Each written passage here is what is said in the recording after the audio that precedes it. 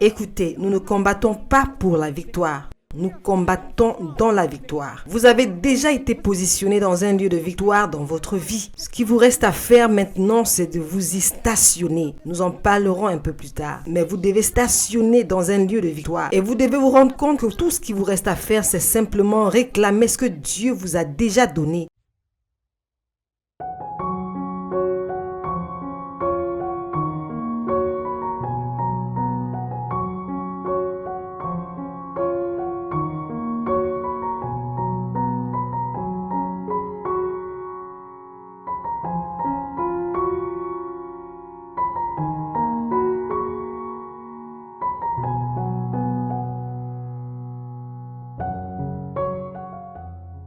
Gédéon nous enseigne que si nous voulons gagner la bataille, nous devons commencer la bataille sur nos genoux, puis adorer Dieu face à un danger imminent. Nous trouvons cette raison dans ce que Gédéon a dit aux hommes quand il est retourné au verset 15. Il est retourné au camp d'Israël et il a dit: levez-vous, car le Seigneur a donné, que quelqu'un dise a donné. Le Seigneur a livré le camp de Madian entre vos mains. Il leur a dit: levez-vous. Il est retourné vers les 300. Il a dit: levez-vous, préparez-vous. Nous sommes prêts à partir et nous y allons parce que le Seigneur a déjà livré les Madianites entre nos mains. Il ne leur a pas dit: levez-vous, nous allons combattre dans l'espoir de remporter la victoire. Il n'a pas dit: levez-vous, nous allons y aller et nous allons espérer que peut-être Dieu nous donnera la victoire. Ce qu'il a dit: levez-vous, nous y allons en anticipant, sachant à l'avance que la victoire a déjà été remportée. Vous savez comment remporter une victoire, mes amis? Vous commencez la bataille sur vos genoux et vous affrontez la bataille en position de victoire.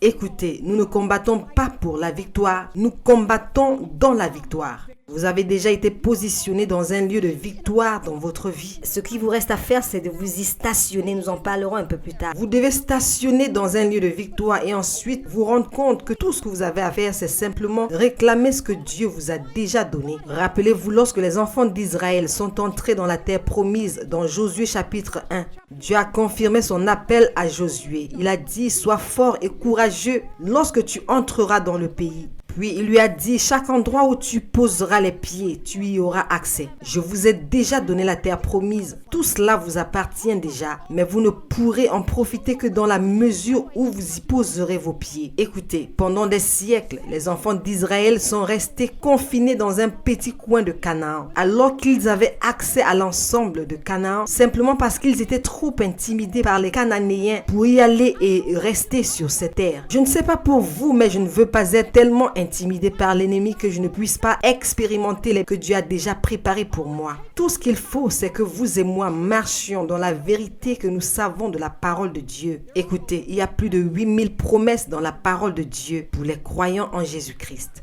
Avez-vous entendu ce que je viens de dire? 8000, plus de 8000 promesses. Ce sont des choses qui nous sont simplement disponibles parce que nous sommes des filles du roi. Parce que nous avons été adoptés dans la famille de Dieu. Parce qu'elles sont simplement notre héritage. Parce qu'il est un bon Dieu et qu'il aime donner de bons cadeaux. Il nous a simplement transmis toutes ces promesses, mes amis. Mais écoutez, la plupart d'entre elles, il ne les a pas placées dans nos mains. Il les a placées à notre portée. En d'autres termes, vous devez participer à l'expérience de ces promesses dans votre vie.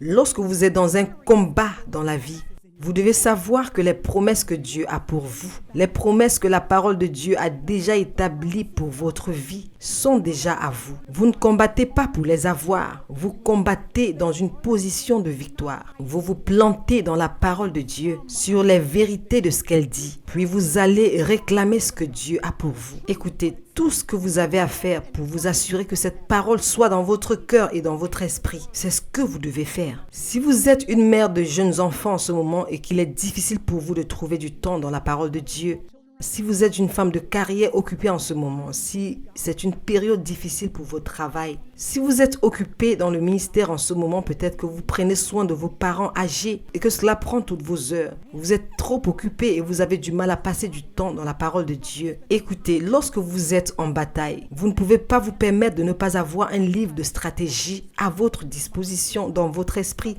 dans votre cœur, prêt à vous préparer pour la bataille. Vous devez avoir le livre ouvert et à l'intérieur de vous, un intégrer dans votre vie. Même s'il faut que vous le fassiez de manière non conventionnelle, je vais vous dire que pendant très longtemps, la manière dont j'ai passé du temps avec Dieu, à cause de ces 3 petites personnes qui sont dans ma vie, parfois j'écris des versets bibliques sur une carte 3 sur 5. Et j'en mets un là où je vais faire la vaisselle, un là où je vais plier les vêtements, un dans la voiture sur le tableau de bord, pendant que je fais des courses, peut-être pendant 7 jours entiers. Je me concentre juste sur ce verset-là. Je le médite, je pense à ce verset et je demande au Seigneur d'utiliser ma vie. Et à la fin des 7 jours, ce verset est inscrit dans mon cœur. Il vaut mieux pour vous et moi d'inscrire un verset de la Bible dans nos cœurs que de lire 2 ou 3 chapitres de la Bible en un jour et ne même pas avoir la moindre idée de ce que nous venons de lire. Faites ce que vous devez faire de toutes les manières non conventionnelles possibles pour vous assurer de connaître la victoire, de connaître ce qui a déjà été déclaré à votre sujet, les promesses qu'il vous a déjà faites et ensuite vous combattez depuis une position de victoire. Pas pour l'obtenir, mais vous combattez dans la victoire. Je me demande comment la perspective des 300 hommes, ces 300 hommes, comment leur perspective a changé quand Gédéon est parti. Vous savez, Gédéon est parti. Souvenez-vous quand Gédéon est parti, il était insécurisé, incertain, timide. Puis il est descendu et a entendu ces 2 gars parler de lui. Il est revenu et il a dit, allez, levez-vous, mettez-vous debout. Nous allons chercher notre victoire aujourd'hui. Je me demande comment l'assurance des 300 hommes a changé quand l'assurance de leur leader a changé. Je me demande comment cela s'est propagé. Il est revenu dans le camp avec un sourire sur le visage et une sainte anticipation brûlant dans son âme. Cela s'est répandu comme un feu de brousse, de la première rangée des 300 hommes jusqu'à la dernière. Je me demande comment cela s'est propagé. Et rentrions dans les températures glaciales de notre maison, de notre lieu de travail et de nos circonstances et apportions avec nous la chaleur, la passion et l'enthousiasme de la victoire.